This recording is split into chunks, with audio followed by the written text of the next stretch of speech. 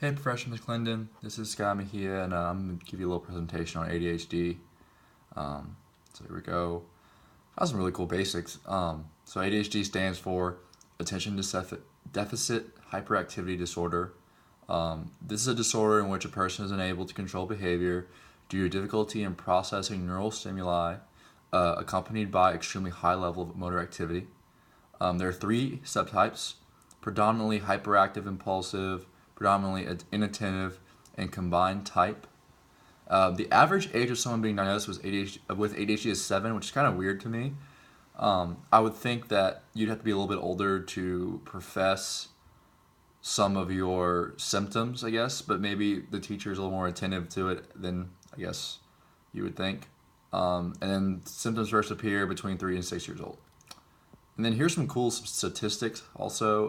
6.1% of American children are being treated for ADHD with medication. There's been a 42% increase in ADHD diagnosis over the past 8 years.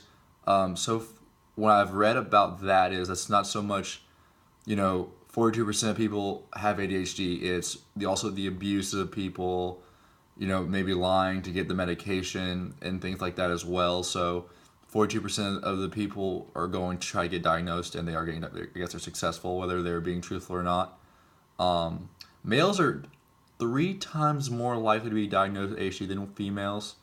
And then during their lifetimes, 12.9% of men will be diagnosed with ADHD in comparison to 4.9% for women. Actually, when I think about it, I never really thought about that kind of statistic for ADHD. But I really can't really think of many girls that I know or ever heard of girls being diagnosed with ADHD. I knew you could, but I just never really. It's not a very common thing. I certainly don't know anyone. And in total, 17 million Americans are affected by ADHD. Here's some demographics. Children living below 2 times the poverty level have increased risk. And they primarily children's primarily speaking English speaking households are at 4 times the risk. And I found this really cool. I found some states. Nevada has the lowest ADHD rate at 4.2%. Kentucky with the highest at 14.8%. And then where I'm from Lafayette, Louisiana, has the highest rate of treatment with medication at 10.4%. And then 1 in every 5 children who are diagnosed with ADHD are not receiving any form of treatment. And just here's some causation to wrap it up. Researchers suggest that ADHD tends to run families. However, this does not mean that all children in the family will have the disorder, so it's just genetics. And then I've kind of grabbed some different definitions and kind of just found the commonalities between all of them. Everyone has their own kind of little definition of ADHD. But it's basically ADHD is caused by an imbalance of neurotransmitters that help send messages across the nervous system. And I also got this major environmental factor. There are several, but every article, everything I looked up about ADHD said this factor has a cause on a child getting ADHD, and that's smoking during pregnancy or any sort of complication from pregnancy, delivery, or infancy.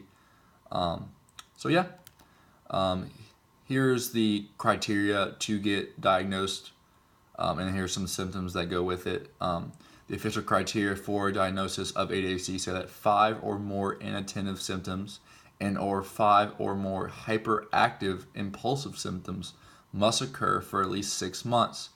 And these symptoms of ADHD include difficulty to follow directions, remember information, concentrate, organize tasks, and finish work on time. And in my opinion, these symptoms are more adult related. I feel like for children, they're kind of the same thing, but I feel like you'd have to look for something different in order to see that they're not following directions, remember information, and concentrate. So much so as I think if adult doesn't has these symptoms, they'll be able to identify that for sure. So yeah, this is what I got for ADHD. I hope you learned some things that aren't very obvious, but I know I did. And thank you, and I hope you have a nice day.